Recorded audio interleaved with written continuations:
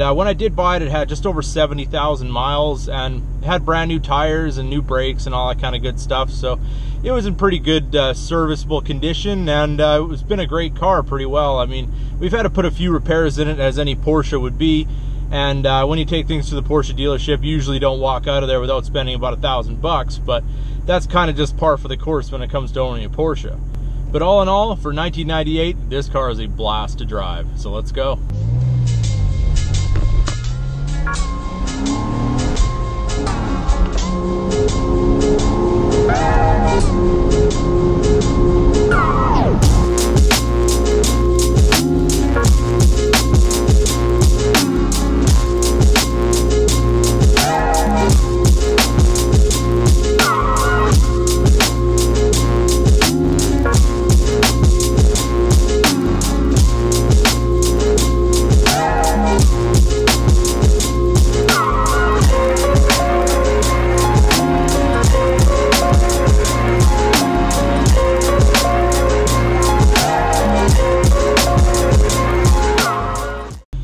One thing I do realize every time I get into this car is it's not a 2017 like the Camaro, so it doesn't have the modern technology with the navigation and all that stuff. Thank goodness for Waze.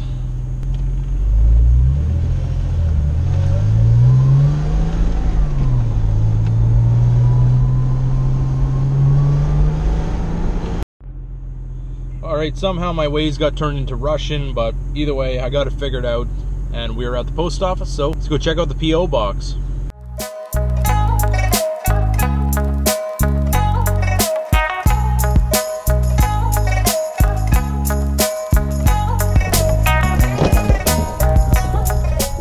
So far for the P.O. box, we got a ton of junk mail, and we have one for Hammerdown Motorsports.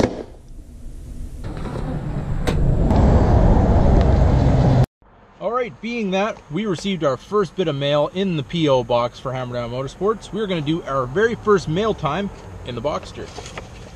It looks like we have a t-shirt. Check this out.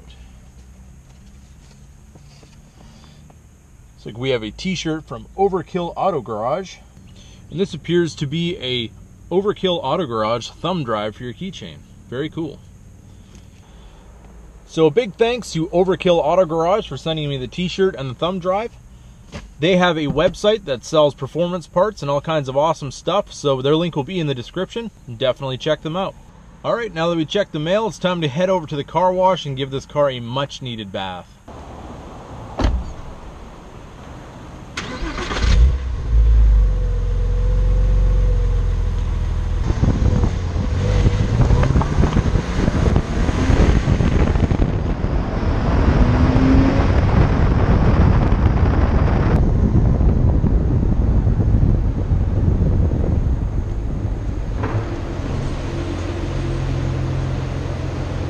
So as it turns out, got to the car wash and I didn't bring my wallet, so I guess we're not going to be washing the Boxster today. So that's alright, I'll save my money, I'll do it at home.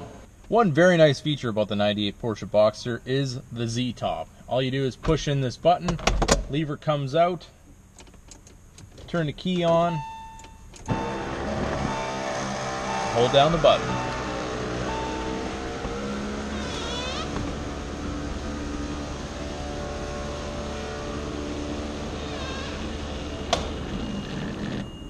And there you go.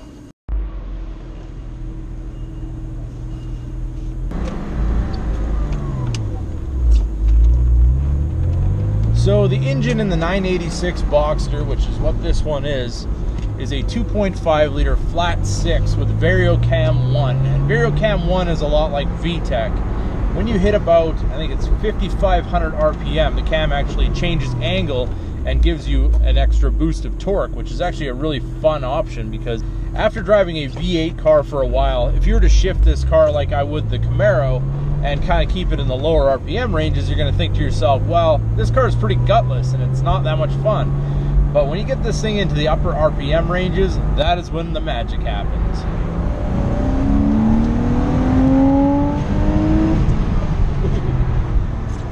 Oh yeah. That was about 6,500. It seems that no matter where I drive, or what time of day. Anytime I want to do a little bit of a run through the gears sequence, I end up behind a minivan or a slow SUV. Guess that's just my luck.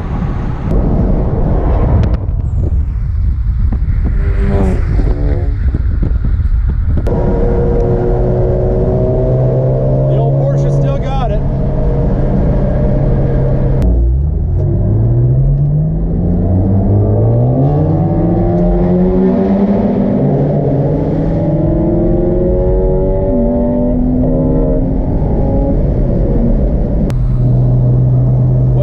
Everybody, the old 1998 Boxster could still pretty much hold its own with a Focus ST, and I mean that one was pretty well done up, but it's still a lot of fun to go cruising, of course at the speed limit.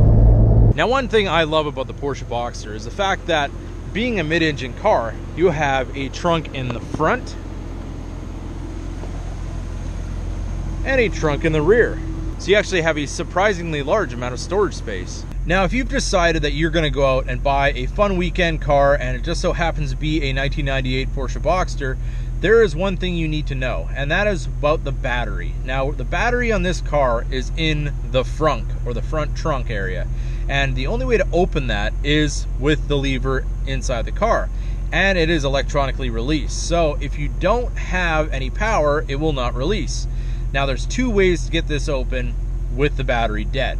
Now, the first way is you can put a 12 volt receptacle into the 12 volt output and backfeed the battery through that, and that will give your battery a slow amount of charge, and eventually it'll have enough that you can open the trunk and everything is good.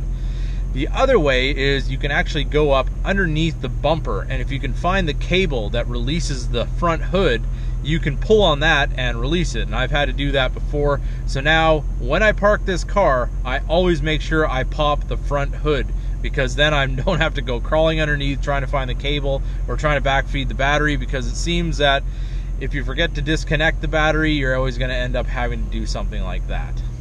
So now that you've recharged your battery, you got your car running, you go to use your radio and it says code.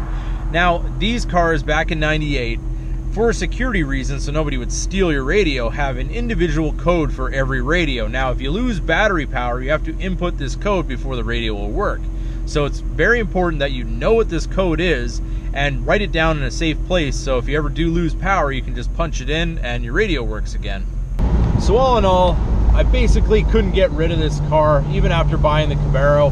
I really do enjoy driving it. It's a lot of fun. It kind of takes you back to a totally different era of what a sports car was. So hopefully at some point I can get into this car. We can try kind of freshen up the suspension a little bit, maybe get into it more of a performance end, and make this car a real fun autocross car, or just something to rip around the back roads with. But all in all, definitely a fun car.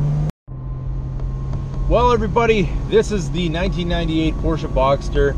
I hope everybody enjoyed our little drive that we had with it. If you liked the video, don't forget to give it a big thumbs up. If you're new to the channel, please subscribe. Keep that hammer down.